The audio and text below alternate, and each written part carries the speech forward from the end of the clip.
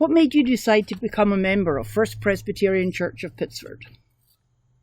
When our boys were young, we were looking for a welcoming church of any denomination. We tried several in the area.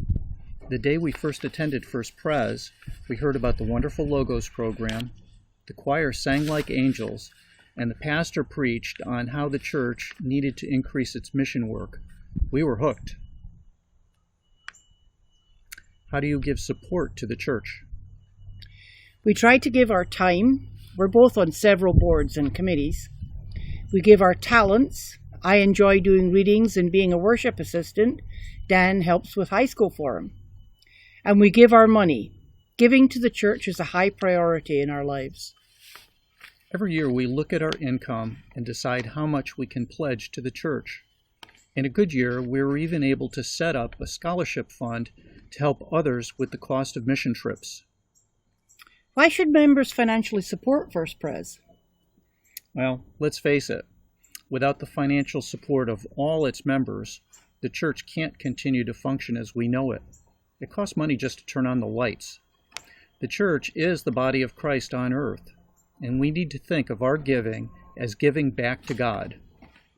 I'm always impressed with the concern and discernment of our treasurer and financial committee to make sure that they use our resources wisely and conservatively. What do you see in the church's future? We're excited that we've been able to call two such talented and such young pastors. They and our young people are the future of this church, and I know there will be many exciting opportunities under their leadership. The pandemic has forced us to make many changes in our church life. We should celebrate that some of them are positive changes. Personally, I love the option of attending meetings from home, and I know I'm not alone. I've noticed those glasses of wine being sipped during session. Incidentally, attendance at session has been nearly 100% since we moved online. Elders can join us from Florida, from the lake, or while away on business. And our online worship is a permanent outreach program for those who can't attend even after we reopen our doors.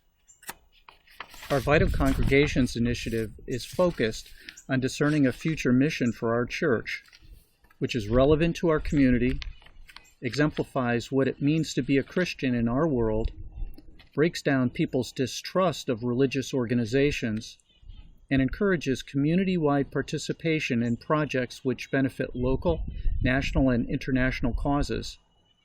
Without a mission which inspires young people to come back into the church, it will be difficult to maintain our vibrant congregation in the future. What are your thoughts about pledging support to the church? We believe that all gifts we have received come from God. We've been very blessed. From a couple of low-income inner-city kids to where we are now has been an amazing journey. We believe God calls us to tithe our income, and we've been trying to achieve that goal. If God truly is central to our lives, we must make supporting God's church, the body of Christ, a very high priority. Are you familiar with how the budget is set at First Presbyterian? In a word, yes. I've been in enough committees to know about budget requests, wish lists, begging the congregation for money, and the struggle Rob Rhodes has every year to distribute it fairly. The church has fixed costs, staff salaries. We need to support our great pastors and experienced staff, building upkeep, electric and heating bills, etc. But most importantly, our giving supports Christian Ed, mission and outreach, and our music programs.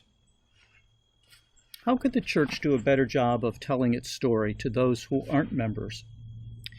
We need to update our methods of communication both within the church and with the outside world. Online worship services, emails, Facebook, Instagram, and Twitter accounts are essential in this day and age, and our Strategic Communications Task Force is working hard on improving this type of communication. We need to invite all of our neighbors in and go out and meet them where they are. Community engagement is the future of evangelism. By being examples of loving neighbors to a needy world, we walk the walk of Christianity. and inspire others to join us as their first steps in discipleship. This is the premise on which our Vital Congregations initiative is built, and how we believe our church will get back on a growth path, especially in attracting young people.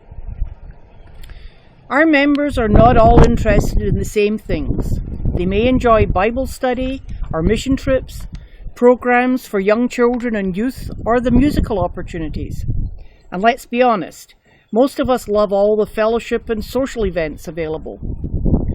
No matter what your favorite area is, no matter why you attend the church, give financially with a joyful heart. Thanks for listening.